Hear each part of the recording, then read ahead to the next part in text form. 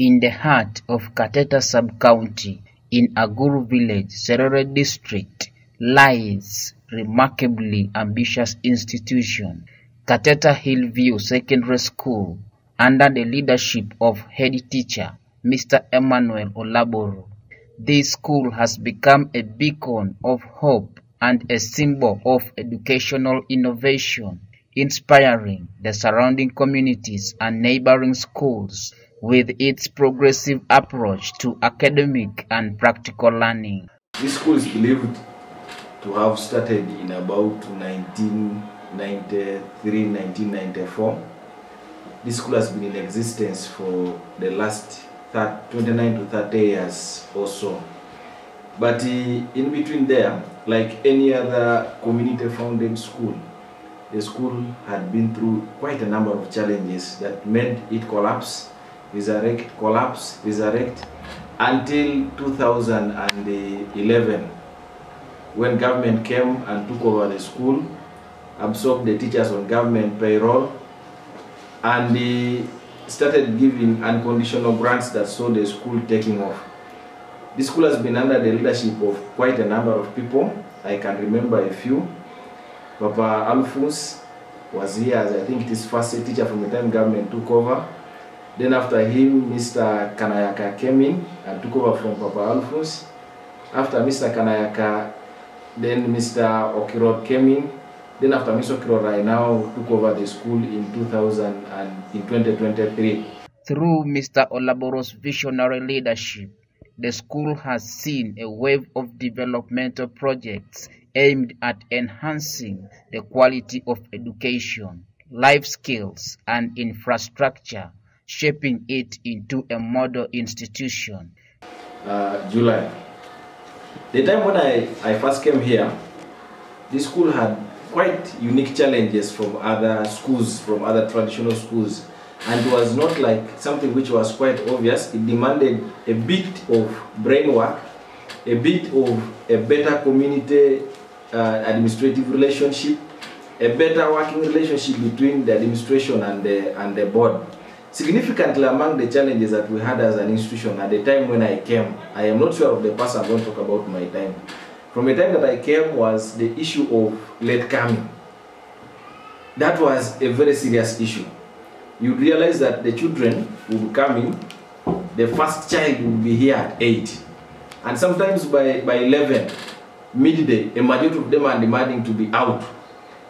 At that time, behind the office here, there was a very serious forest which was there. And it was the most preferred place where children wanted to be. They would wish to leave school and go and loiter in the forest. They would wish to leave school and go and loiter in the center. They would want to be seen everywhere. Actually, people who have been here know that between 11 and 4 p.m., you'd see the uniform of this school paraded all over the hill, paraded all over the center, paraded all over the markets, which was not something which was quite obvious in an environment where you want to promote education.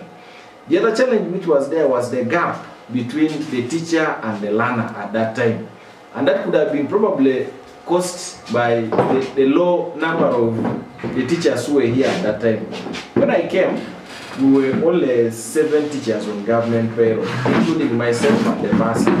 And the majority of the staff that we had was on PTA. Besides being on PTA, they were part-timing, they were main teachers in other schools and part-timing in this school. And so that created a very big gap between the learner and the student. A serious academician who focuses on producing results will look at that as a breeding ground for indiscipline. And so that definitely propelled a higher pedigree of indiscipline, sexual immorality amongst the learners, which was very rampant. Children can ask for permission to go out, only to go and mess up in the ghettos. Then the other challenge that we had at the time when I came in was infrastructure, and then the motivation of the person, the motivation of the human resource to do work was a very, very big and significant challenge in this area. Now, what have we done so far from the time when I came? We have tried our best. We have tried our best together with the management, the board, the PTA, and the staff. First of all, we had to sit and ask ourselves, what is the school that we want? How do we want this school to look like?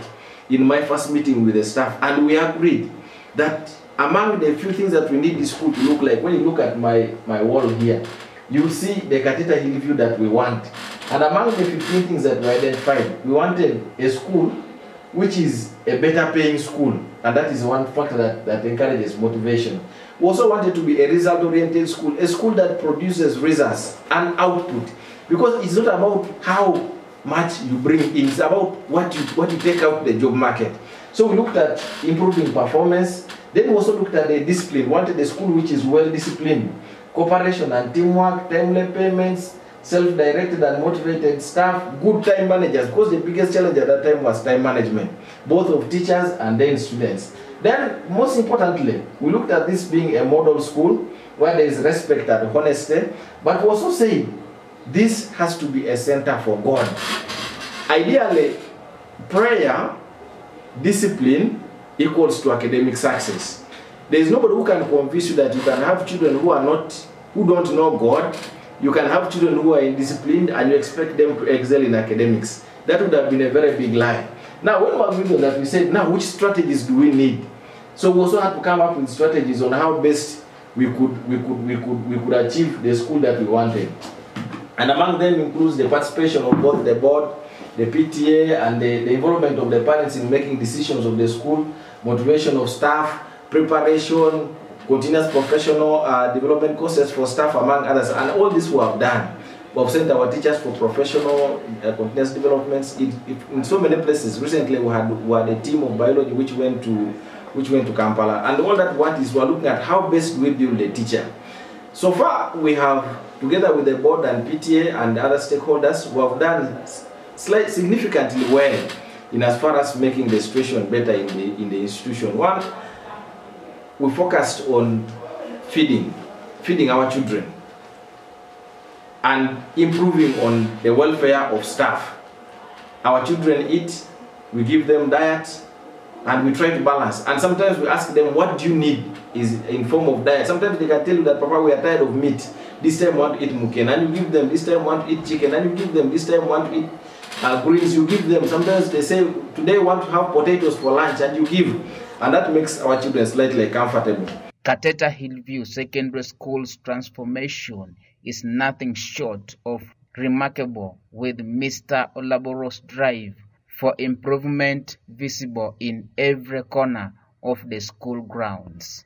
In the past few years, the performance of this school was terribly below bar. You sit 100 and you don't even get a single one in Division 1. I remember the time I came for handover here, my chairman, a member of the board, said, but we really want to understand, is this school not meant to get Division 1? If this school is meant to get, then we remove Division 1, we begin from Division 2. And I told them that, please, I'm not going to guarantee that I'm going to make Division 1, but let me also try. And that was my statement to them. And so far so well. Last year we sat 123 and we got 3 in Division 1. And we're hopeful that this year we shall double. The crop gardens have had a transformative impact on the students. That we put up a demonstration coffee garden as an area where children are taught practically. Before that, we had tomatoes, we had onions, we had the cabbages and sukuma wiki. All that has been consumed, and now that we're coming to the end of the year, we intend to do it annually. Those ones have been consumed. What is remaining there now is the coffee. The other thing that we didn't walk down to check on was the forest. We're also trying to establish a school forest, and our target is to plant about 5,000 trees. These trees can be used as fuel for cooking. These trees can be sold, and that can be income which is generated to the school. So far we have planted about 500. And I want to thank the district, they made a donation to us, and the sub-county has also promised us more trees. The good thing is that we have the land. The LOC3 chairperson Kateta Sub-County, Amos Ochola, has lauded the school's efforts as a critical lesson in sustainable practices for the entire region. Auriak, aisoma nado kwa nakide somero. Narai, nuko ji kotoni kwa pauriak lo Kateta. Nera kwa nuko paurian. Nuko ji kotoni kwa pauriaka lo Kateta. Nyesi nuko anisoma siani. Ibore de lipengo otoma chamanara na sirgina ngonulu kamana keda PTA akoto ngai sinyiko kina uriaka kalo Kateta. Ai supporting somero keda gangatangin. Ido inere na sakiro ne kamera keda inyamo somerala. Atena kanwe po konya age ona buni eja kaito laboro enyamete kwa nidu osomero age ona buni eja kaito laboro age onos projects lwai pita mugo ko jas pana ko kore osomero ke ditakin eja sakini eja demo garden la e coffee itebere ja itede pole jare compound ipa kibere yolope balabe ai bodone Kampala nara iditunga lo hochala la lo bosti kere ne la balkes be Kampala so yango dada bala bone bi jeido jone bala jeido city. Alfred Awok, chairman of the Parent Teacher Association PTA, echoes this. Pauriak tetere somae keda somelo se job anyu tebe ngara kino ni dwe wo kata chakini sirgin teri sirgin lu ngara kinete mwalimu nuwo tere ngoda pedori potwesi AGM kwa pe kwa namu planning for the AGM isirgin ngunu potwesi ngeseto dikina ngwesi borberene soma ongo.